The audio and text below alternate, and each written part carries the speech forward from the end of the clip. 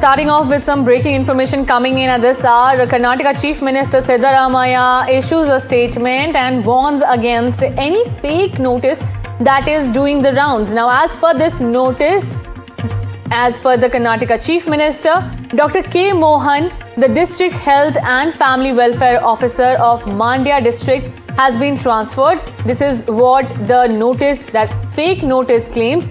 Now, the notice says that Dr. K. Mohan has been transferred from the Health Department to be made the Deputy Commissioner of Excise for Mysuru Rural.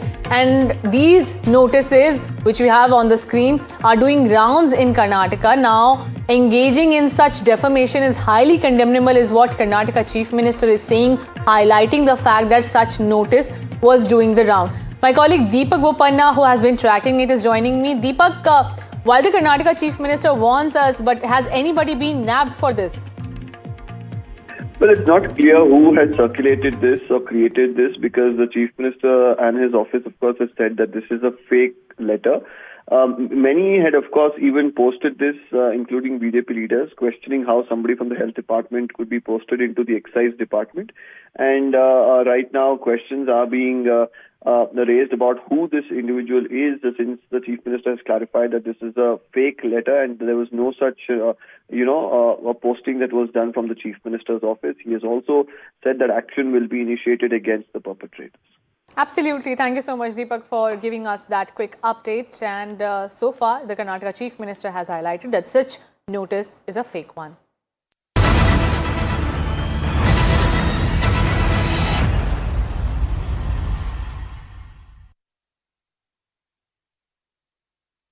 The Prime Minister's office has officially shifted to its new address, the Seva Tirth, unveiled by Prime Minister Narendra Modi himself.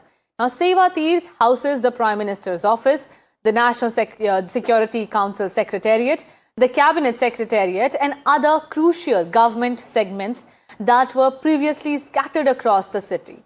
Prime Minister Narendra Modi offered prayers to Ganpati before taking first decisions from the Seva Tirth. Prime Minister Narendra Modi was seen signing important files relating to important decisions for women, youth, and vulnerable citizens. Now, significant new initiatives have been taken. PM Rahat scheme, which doubling of target of Lakhpati Didis to 6 crores, Agriculture Infrastructure Fund doubled to 2 lakh crores, Startup India Fund of Funds 2.0 with a corpus of 10,000 crore. These decisions were made in today.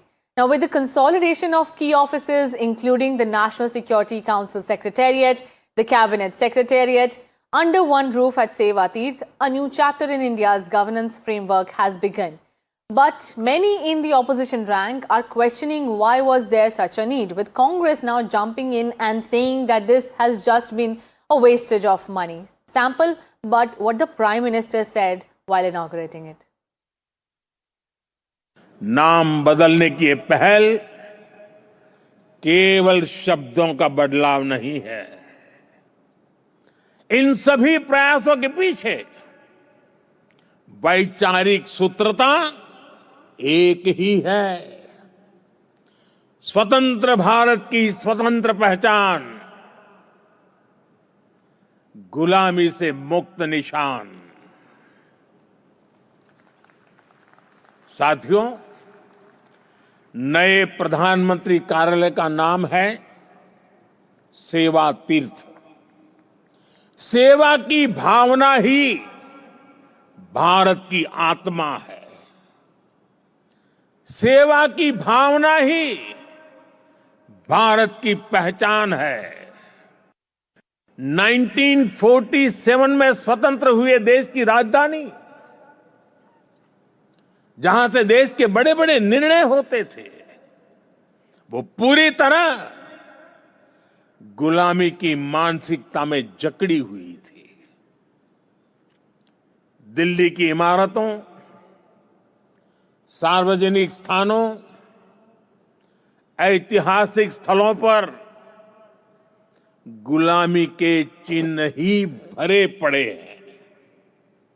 लेकिन साथियों, कहते हैं ना, समय का चक्र कभी भी एक जैसा नहीं रहता। 2014 में देश ने तय किया कि गुलामी की मानसिकता अब और नहीं चलेगी। साउथ ब्लॉक और नॉर्थ ब्लॉक जैसी इमारतें जहां ब्रिटिश हुकूमत की सोच को लागू करने के लिए बनी थी, वहीं आज मैं गर्व के साथ कह सकता हूं कि सेवा तीर्थ और कर्तव्य भवन जैसे नए परिसर भारत की जनता की आकांक्षाओं को पूरा करने के लिए बने हैं। यहां से जो फैसले होंगे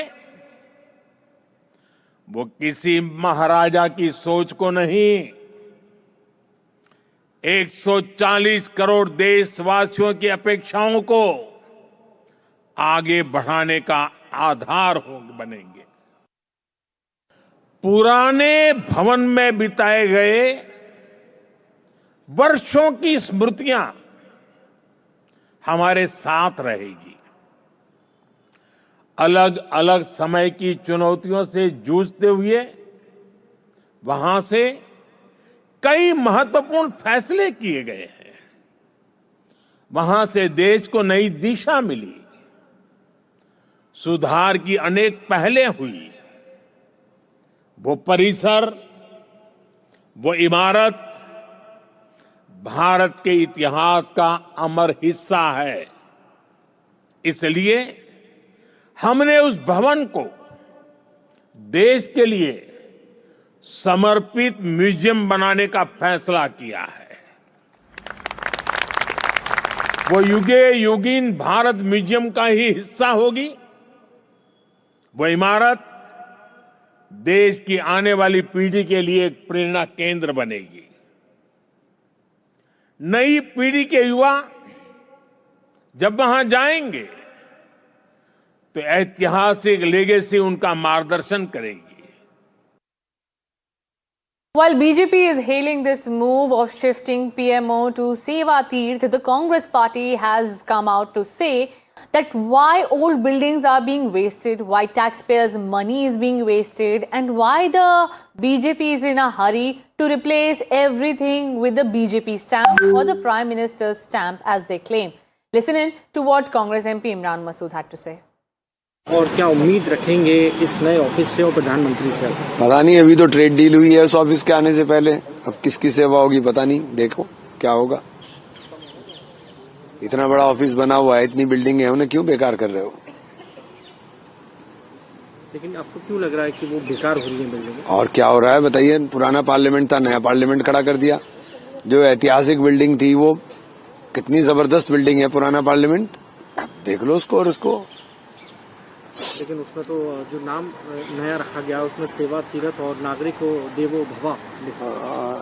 नागरिक देवो भवा हो तो कहीं नहीं रहा भाई देश में। देश में तो त्रम देवो भवा हो गया। और क्या उम्मीद रखें?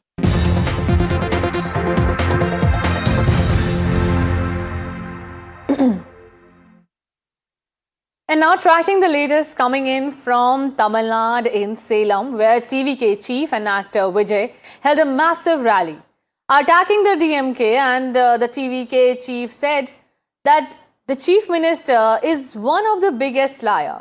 Training guns at Chief Minister M.K. Stalin, TVK chief said that all his promises have been a lie in Tamil Nadu. Remember, the polls are upcoming in the state, and the TVK chief Vijay further said that SOP, in his view, stands for Stalin Operating Procedure, and even slammed the party for not giving him permits for his rallies. Remember, this is the second rally after the Karur stampede, where this whole political showdown blew out of proportion, and Vijay was denied any permission, which he called a witch hunt against him. Now, calling out the DMK-led Tamil Nadu government for corruption, Vijay urged his followers to accept the money given out by the Tamil Nadu chief M.K. Stalin under his new scheme for women, but asked them to still vote for his party and blow the whistle. Whistle is the party symbol of TVK in the upcoming Tamil Nadu elections. Now, surrounded by a sea of supporters under immense security, Vijay addressed the crowd in a land known to be the former Chief Minister and AIADMK Chief EPS's bastion and posed with spears and sengols. Now, the AIADMK, noting the TVK Chief's presence in their stronghold, said that Vijay's presence would make no impact to the party and even accused TVK of being afraid of the Bharatiya Janata Party. The DMK also trained guns at TVK chief, calling the actor turned politician a serial offender, and further said that the actor was fighting for the second place with the AIADMK. The BJP termed the noise of whistle as pollution and said that the TVK chief had said perception only, but the NDA had the votes. Listen in. இந்த SOPs ன்னு சொல்லுவாங்க, அதனுடைய full form வந்து standard operating procedure. ஆனா எனக்கு மட்டும் அது Stalin sir operating procedure. இது என்னங்க நியாயம்? First of all, I am happy that he has intensified his opposition to DMK. He sharply criticized the DMK. He should intensify that. That is my appeal. But he would that affect NDA vote bank if he intensified the attack? No, that won't affect the NDA. It will affect the DMK. But people know which alliance is going to win. To the winnable alliance only people will vote. For example, we have the percentage, but Vijay is talking on perception. What's TVK making right now is noise in the media. It has to translate to impacts, then to votes, then to victory. It's a long road ahead. We hope to see Mr. Vijay more often in public spaces in the political arena. And let's see whether he does it or delivers it. But TVK is definitely not a factor that will affect the prospects of AIADM. As Tamil Nadu is approaching towards the assembly polls, it seems controversy is not leaving the newest political party TVK and its chief superstar Vijay. A man who attended a rally of TVK chief died in a hospital of a heart attack in Salem in Tamil Nadu. This incident, especially after the stampede tragedy in Karur, has sparked a massive political storm. AIADMK and DMK have claimed that Vijay was again careless about his fans and workers who were present there in the scorching heat, while TVK has said that every precaution was taken. Sample the reactions. We got permission for 4,998 alone, and we have permitted only very less people below that, and we have formed a very huge boxes so that very less people only allowed in everywhere. And with all security, more than 30 doctors were available. A lot of mini clinics has been set up, and all ambulance has been kept for any emergency purpose. All these people, they are finding an opportunity to stop our people's rally and stop our leaders' program for public outreach.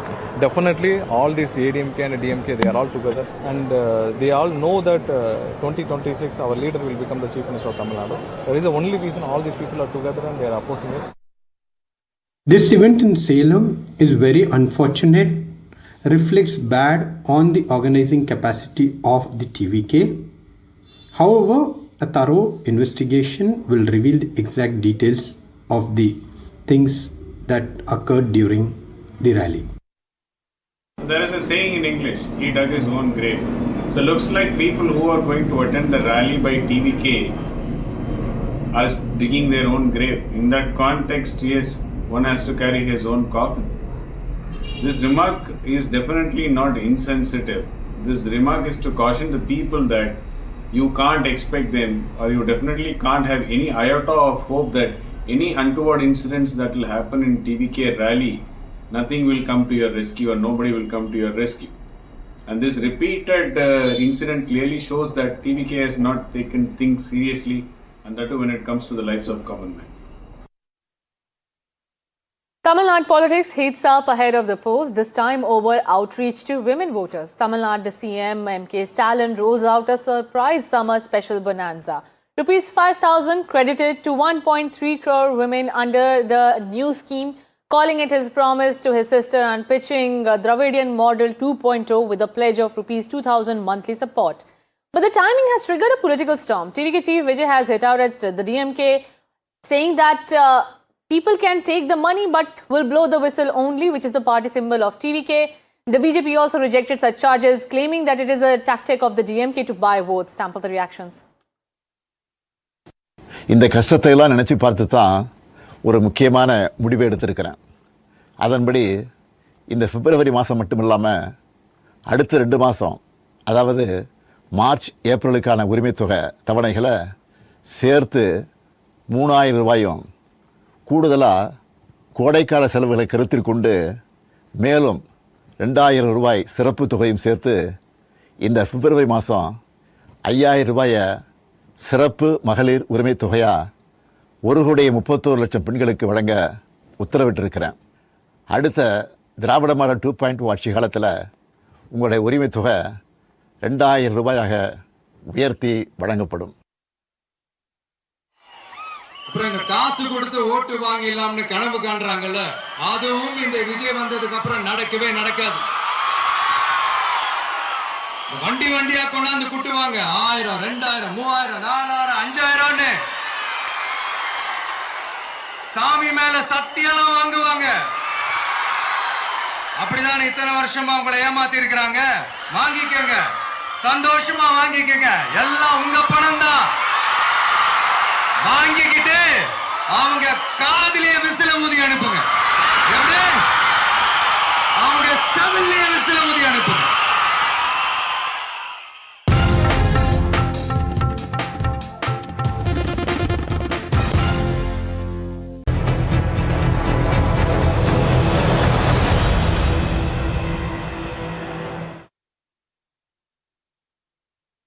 Let's shift our focus to India's neighbor. The Bangladesh Nationalist Party has secured a landslide victory in the country's first parliamentary elections since the deadly 2024 uprising that led to Hasina's ouster.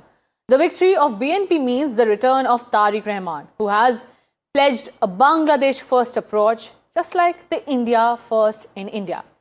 But let's now tell you what BNP's win means for India. A BNP victory would bring a major shift in India-Bangladesh relations. The new administration will have one of the most pressing geopolitical challenges of recalibrating ties with India, because under Sheikh Hasina, New Delhi was Dhaka's closest strategic partner. However, relations worsened sharply after her ouster, with tensions becoming more visible in recent months. Now, Rahman has promised that Dhaka will take a soft Delhi approach. But what will happen? Take a look at what happened when my colleague Saurabh, who has been on the ground, reported and took this interview. Fairly muted celebrations for a huge margin victory like this, for a landslide majority. Is it conscious strategy to keep it low-key and rather focus on the work because Bangladesh has been through a period of instability? Absolutely. I mean, we don't call it a victory. We think we have earned the trust of the people of Bangladesh, and we'd like to keep the trust and fulfill the expectation of the citizens, because citizens of Bangladesh have very high hope after the revolution, after the uprising, and this hope is sky high, expectation is sky high. So this is something we have to work hard at, and the country's, the economy, and the political situation is in bad shape, is in doldrum. So it's a huge task going forward. So we're trying, and our main job will be to restore the economy, restore the institutions of the country which has been destroyed, restore the democratic order in the country, and make sure that the citizens' democratic, political, and constitutional rights are protected.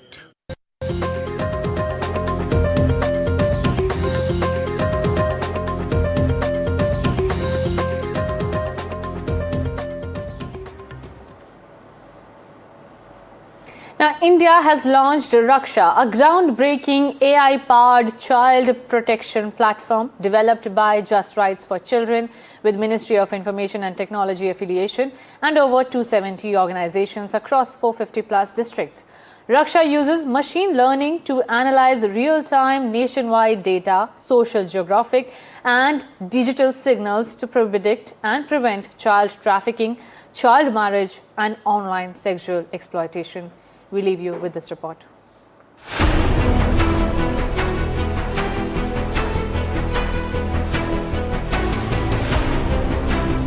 In the age of digital connection, the promise of the internet brings education, opportunity, and community. But for millions of children, it also brings danger. child marriage, human trafficking, online sexual exploitation. Crimes that do not just break laws, they steal childhoods and erase futures. Today, India is confronting these threats not only with legislation but with intelligence, artificial intelligence.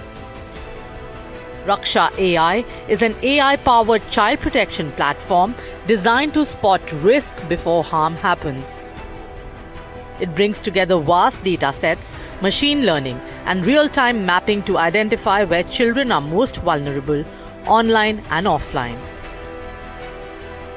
By analyzing nationwide social, geographic, and digital signals, it generates early warning insights at a scale no human system could manage alone. Raksha AI predicts risk zones, maps vulnerable communities, tracks organized trafficking routes, and detects harmful online patterns. So Raksha AI, as Raksha, the word in Hindi means protection. Raksha was envisaged as a tool that protects children from harm using geospatial technology, using data, using artificial intelligence. In the age of algorithms and global networks, safeguarding childhood is both a moral duty and a technological challenge. Raksha AI is India's answer, where artificial intelligence becomes a shield for those who need it the most. It is AI with purpose, from forecasting trafficking routes to exposing hidden networks of online exploitation. It enables faster, smarter, targeted intervention.